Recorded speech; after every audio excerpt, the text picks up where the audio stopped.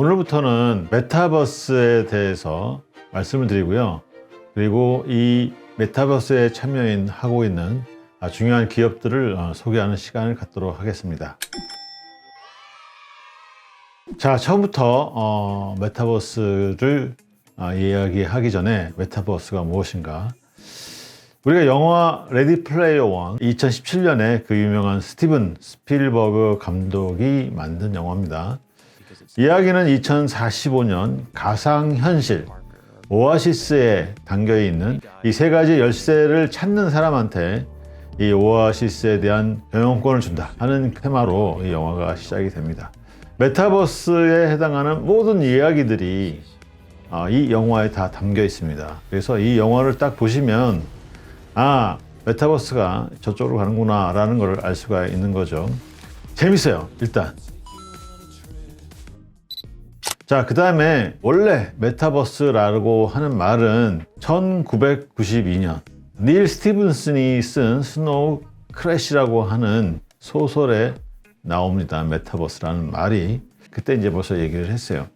양쪽의 눈에 서로 조금씩 다른 이미지를 보여줌으로써 3차원적인 영상이 만들어졌다. 게다가 작은 이어폰을 통해 디지털 스티리오 음향을 집어넣게 되면 이 움직이는 3차원 동화상은 완벽하게 현실적인 사운드 트랙까지 갖추게 되는 셈이었다.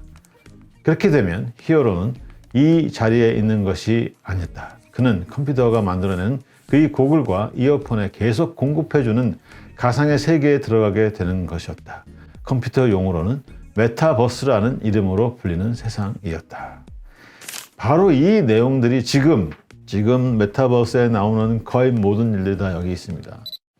자, 메타버스를 조금 떠나서 오래 전부터 역사적으로 얘기를 하면 유토피아라는 걸 모든 사람들은 그리워했었고, 현실 세계에서 이루지 못한 것들을 유토피아에서 이루고 싶었던 것이죠.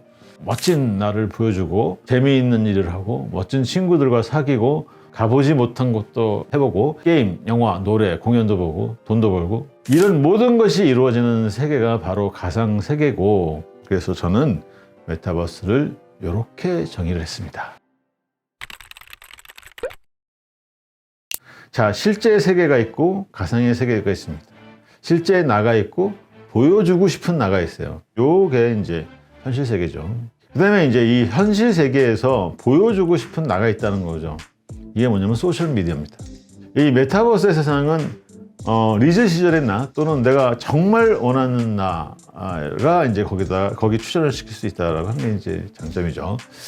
자, 현실 세계에 보면 현실 세계에는 줌이다 뭐다 해가지고 이제 협업을 이제 시작을 했죠. 그리고 요새 이제 NFT, Non-Fungible Token. 자, 그 다음에 이제 이 현실 세계에 그대로 복잡한 디지털 트윈이라는 그런 기술이 있습니다.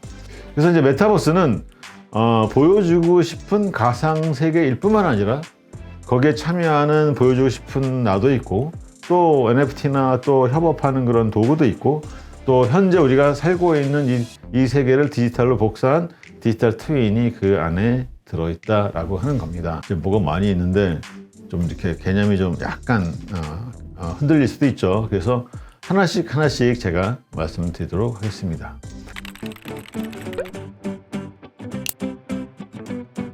자, 코로나 시대 제일 많이 한 게 뭐냐면 줌이죠. 줌으로 미팅하고, 줌으로 교육하고, 줌으로 회의하고, 뭐 하여튼 그렇다고 하면 이게 모든 사람들이 좀 참여하고, 뭐 상황도 좀 이렇게 현장감도 있고 방법이 없을까라고 이제 생각한 거죠. 그래서 이제 이 메타버스를 어떤 협업의 도구로 활용하려고 하는 그런 이제 움직임들이 있어요. 전 직원을 모아놓고 타운홀 미팅을 한다든가, 또는 졸업식 한다든가 입학식을 한다든가, 이런 게 이제 메타버스에서 일어나는 일들입니다. 그래서 협업이라는 것이 왼쪽에서 이제는 실질적으로 뭔가 갖다 놓고 이제 실제로 이야기하고 또 이런 일하는 환경을 만드는 이제 이런 분위기가 필요하다라고 해서 이런 게 이제 앞으로 메타버스의 중요한 요소로 된다라고 하는 겁니다. 자, 여러분들이 굉장히 관심 많을 거 NFT입니다. 대체 불가능한 토큰이다, Non-Fungible Token이다 라고 하는데, 도대체 이게 뭐냐? upbit.com/NFT 가면 현재 팔고 있는 NFT를 여기다 갖다 놨습니다. 이건 이제 디지털 권한뿐만 아니라 그 실물에 대한 권한을 이렇게 이제 사고 팔고 하는 이런 것들을 가능하게 하는 게 이제 뭐냐, NFT. 그러니까 업비트에서는 사실은 NFT를 사고 팔고 할 수 있는 거죠. 디지털 라이트를 가진다는 건 뭐냐면 내가 가진 이 물건을 NFT를 만들어주는 거예요. 자, 이거는 근간이 되는 기술이 뭐냐면 블록체인이에요. 블록체인이 뭐냐, 한마디로 한 번 기록하면 내용이 변경이 되지 못하게 만드는 기술을 블록체인이라고 합니다. 이 기술을 통해서 이제 화폐를 발행을 하죠. 화폐를 발행을 해서 토큰 100개를 발행한다라면 이 토큰을 내가 A에서 B한테 주면 그 줬다는 그 기록을 전부 다 블록체인에다가 올리게 되는 거예요. 그리고 이 블록체인은 모든 사람이 공유하게 되면 B가 줬다는 그 사실을 거부할 수가 없는 거죠. 그래서 이제 화폐처럼 활용이 된다라고 하는 겁니다.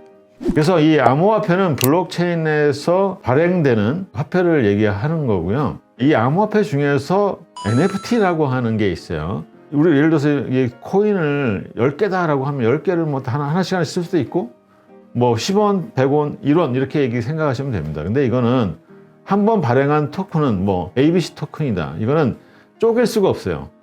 그러니까 딱 내 이름 창 토큰이다 그러면 창 토큰이고 하나밖에 없는 거죠. 그럼 내가 이제 예를 들어서 내가 그린 그림이다. 그러면 마치 이게 그 그림에 대한 토큰을 발행하는 거니까 이 토큰은 결국에 그림인 거고 이 그림이 정품이라고 하는 것이 그 토큰에 담겨 있다라고 하는 거죠. 그래서 이제 이 메타버스에서는 NFT를 어떻게 써먹냐? 메타버스에서 나오는 모든 거는 다 디지털이죠. 디지털 상품, 디지털 노래, 저작물, 뭐 춤, 뭐든지 다 NFT로 변환할 수 있죠. 디지털이니까. 그래서 NFT 거래소에서 이 메타버스에 있는 NFT를 거래할 수가 있습니다. 건물이 사실 복잡하잖아요.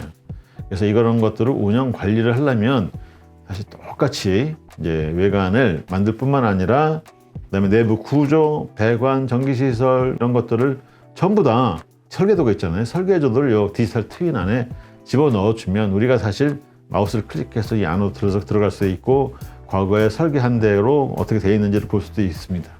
그래서 빌딩 관리를 하는데 이 디지털 트윈으로 하게 되면 관리가 매우 쉬워지고 리모트로 있다고 하더라도 관리가 된다고 하는 거죠. 그래서 이렇게 빌딩 하나가 아니라 도시 전체를 갖다가 디지털 트윈으로 만드는 작업을 지금 하고 있어요. 이건 뭐 메타버스하고 완전히 관계없이 작업을 하고 있는데 지금 우리가 보는 이제 메타버스는 되게 이제 실감이 안 나죠. 실제 건물하고 완전히 다르고. 그런데 이제 디지털 트윈을 그대로 이제 메타버스에 들어가게 되면 실물과 똑같은 그런 빌딩들이 나타날 수 있다라고 하는 겁니다. 자, 그 다음에 재미나는 게 있어요. 디지털 휴먼입니다. 디지털 휴먼. 이 로지라는 분은 친한 라이프라고 하는 그 광고를 보면 굉장히 많이 나오죠. 이 로지가 인스타그램을 하는 겁니다. 저도 친구를 먹었어요. 그래서 이제 이 메타버스에서 나오는 이 디지털 휴먼이 이제 현실 세계에서도 열심히 돈을 벌고 있습니다. 이 로지라고 하는 이 친구는 벌써 이 광고가 70개 정도 이미 붙었다고 해요.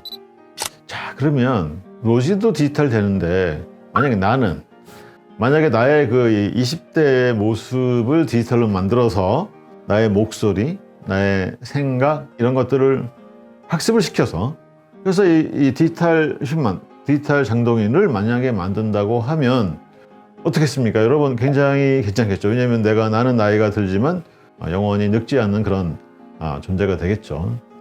그래서 사실 이 메타버스를 흥미를 느낄 수 있는 부분은 나의 아바타 또 나의 그 디지털 휴먼을 내가 원하는 모습으로 얼마든지 만들 수 있다라고 하는 거죠. 물론 지금 보는 우리 메타버스는 그냥 나의 사진을 찍어서 그냥 적당하게 만든 그런 아바타들이 돌아다니는데 점점 기술이 이제 발전함으로써 이제 나의 모습을 굉장히 많이 닮은 또는 똑같이 닮은 그런 그 디지털 휴먼을 만들 수 있다라고 하는 겁니다.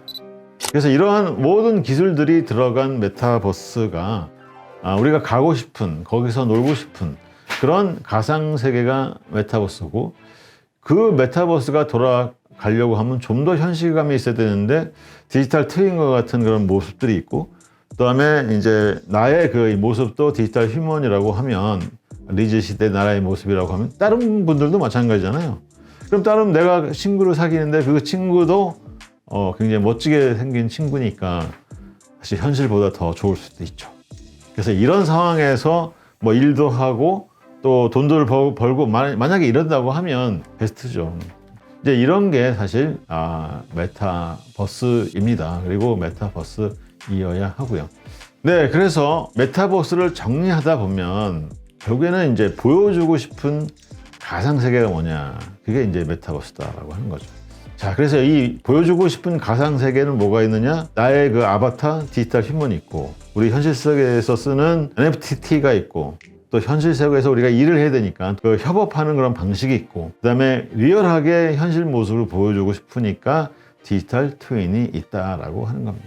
이게 이제 메타버스라고 하면 진짜 현실적으로 존재하는 메타버스는 여기서 어떤 부분이 강조가 되고 또 어떤 부분이 좀 미약할까 하는 것들을 우리가 평가할 수 있다라고 하는 거죠. 그래서 약 4개 정도 정리를 해서 지금부터 보도록 하겠습니다. 자, 메타버스 플랫폼입니다. 하나의 세계가 있는 거죠. 각각의 플랫폼은 회사가 서로 다르기 때문에 서로 이제 호환성이 없다라고 하는 거죠. 그래서 그런 거를 염두에 두고 이제 이야기를 들으시면 좋겠습니다. 이 메타버스의 플랫폼 종류를 나누는 이런 시도는 아마 제가 처음일 거예요. 메타버스가 뭔가라는 걸 알기에 급급했으니까. 메타버스의 플랫폼 종류를 나눈 이유는 뭐냐면 메타버스는 그 하나 자체가 세계라고 할지라도 어떤 부분이 강한 메타버스, 그래서 타입 위주로 나눌 수 있다라고 하는 거죠. 예를 들어서 우리가 즐기고 싶다라고 하면 굉장히 즐길 수 있는 게 많은 그런 메타버스. 우리가 일을 하고 싶다, 그럼 거기에 들어가면 일을 하는데 굉장히 편한 그런 메타버스. 우리가 어디 한번 놀러 가고 싶다, 관광하고 싶다라고 하면 관광 위주의 메타버스. 이렇게 바뀌는 거지. 하나의 메타버스에만 들어가면 거기에 모든 것이 다 있는, 이거는 안 된다라고 하는 거죠. 현재 이 메타버스 플랫폼은 상당 부분 이제 게임 위주죠. 그래서 게임 위주의 메타버스는 로블록스 스튜디오라고 하는 게 있어서 누구나 다 게임을 개발할 수 있어요. 로블록스 스튜디오가 있다는 게 큰 장점이고, 이 안에는 이제 자체적으로 만든 로벅스라는 가상 화폐가 있습니다. 그래서 이런 가상 화폐를 통해서 자기가 돈도 벌 수 있어요. 자, 마인크래프트입니다. 마인크래프트는 마이크로소프트가 소유하고 있는데요. 가상 청와대나 가상 캠퍼스, 그래서 많은 그 대학교가 마인크래프트에서 입학식도 하고 졸업식도 하고 그래서 이제 유명해진 거고요. 포트나이트, 에픽게임즈. 이 에픽게임즈는 사실상 슈팅 게임이었어요, 이게 자체가. 그래서 게임만 있었는데, 이거 게임만 있다가 보니까 너무 싸움 위주 아니냐. 우리가 게임도 하고, 그 다음에 좀 즐기는 그런 모습을 좀 이렇게 가졌으면 좋겠다 해서 파티 로얄이라고 하는 모드를 추가를 했어요. 그래서 포트나이트에서 레비스 스콧이라고 하는 공연을 했어요. 그래서 1200만 명의 동접자. 이거는 뭐 대단한 거죠. 어떠한 그 오프라인 스튜디오나 또는 뭐 경기장에서도만 해도 1200명이 들어갈 수 없죠. 1200만 명이. 그래서 수익이나 그렇고 어마어마하게 돼서 이제 BTS 안무 버전도 있고, 그다음에 단편 영화제도 있고 해서 좀 즐기는 이런 분야를 게임하는 모드에다가 이렇게 붙였다라고 하는 거죠. 동물의 숲은 이제 닌텐도가 만든 건데 보면 이제 굉장히 어린 친구들이 많이 있죠. 그래서 여긴데 바이든 선거 캠프가 여기서 이제 만들어져 가지고 유명해진 그런 게임 플랫폼입니다.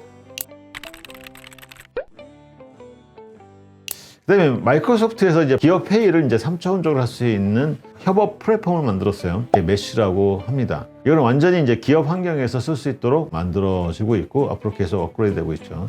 메타라고 해서 이름을 바꾼 페이스북이 만든 인피니트 오피스. 페이스북이 이제 이 오큘러스 2라는 이게 이 고글을 만들었죠.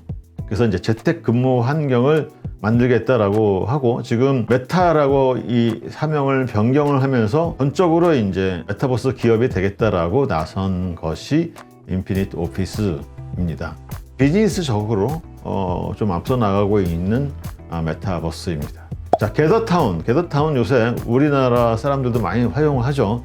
화상 회의를 할 때 줌 대신에 이제 게더타운을 많이 쓰는 거죠. 온라인 가상 오피스에 이제 이렇게 가까이 가면 카메라가 켜져서 대화를 할 수 있는 그런 상황으로 되어 있습니다. 자, 그 다음에 이제 특이한 거, 우리나라에서 특이한 그런 현상인데요. 부동산을 거래할 수 있는 플랫폼이에요. 디센트럴랜드, 어스2 이거 둘 다 이제 지도를 이렇게 갖다 놓고 거기에 이제 건물을 올려서 이 건물을 사고 팔 수 있다라고 하는 거죠. 물론 가상 건물, 가상 토지인데 그런데 여기서 건물을 사고 건물을 투자를 하고 내가 이거를 갖다가 산다고 해서 내 건물 그 진짜 건물을 소유도 하는 것도 아닌데 이런 게 나온다는 게 신기하긴 한데 사실 여기 나오는 건물의 가격이 자꾸 올라가고 있어요. 올라가고 있으니 어떻습니까? 지금 내가 사놓으면 나중에 돈 될 수도 있잖아요. 그래서 많은 사람들이 이거를 이제 사고 팔고 하고 있다라고 하는 겁니다. 이 디센트럴랜드는 이름 자체가 D가 붙으면 되게 이 블록체인이에요. 그래서 블록체인 기반의 땅을 판매하고 그걸 갖다가 이제 다 블록체인에다 기록을 하겠다라고 하는 거고, 어스2는 이제 구글처럼 전 세계에 있는 모든 이 토지나 이런 걸 그대로 찍어가지고 부동산 판매를 하고 있습니다. 물론 한국 사람들이 여기서 부동산 투자를 많이 하고 있는 그런 상황이죠. 자, 이게 메타버스 플랫폼 중에서 이것도 아니고 저것도 아닌 또는 이 모든 것을 다 지향하는 플랫폼이 두 가지가 있어요. 근데 둘 다 한국 회사예요. 이 제페토는 아시다시피 이제 네이버 자회사 스노우, 네이버에서 이제 운영을 하고 있는데, 제페토를 만약 여러분 들어가셨으면 거기는 이게 소셜 미디어인지 뭐 뭘 하자는 건지 잘 모르겠는데 어쨌든 여기 들어가면은 뭐 구찌 입점이 돼서 구찌 상품도 팔고요. 물론 사이버죠. 내가 구찌 상품을 이렇게 입고 다닐 수도 있어요. 뭐 정보기관도 그렇고 한국에 있는 회사들이 이제 제페토에 많이 입점을 합니다. 근데 대부분의 이제 제페토 유저들은 중학생도 아니고 거의 초등학생이죠. 그러면 이런 게 앞으로 계속 잘 갈 건가? 그거는 이제 빅 퀘스천이죠.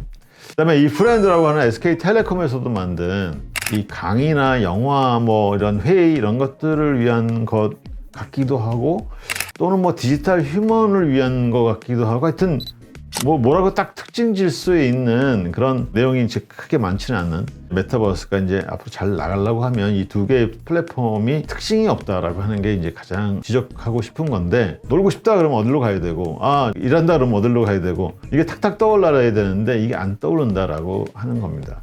왜 그렇게 얘기를 하냐면, 자, 우리가 2000년 초반에 닷컴 열풍이 불었을 때 수없이 많은 웹사이트 포털이 존재했고, 그걸 잘 기억을 해보시면 아주 특징이 있고 특정한 분야의 서비스를 잘했던 그런 것만 지금 살아나왔다 이거죠.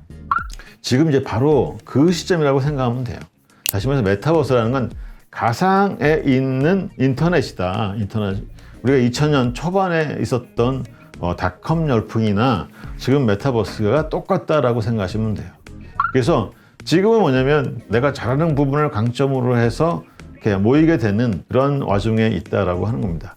각각의 기업 평가는 좀 천천히 이제 다음 시간부터 하도록 하고요.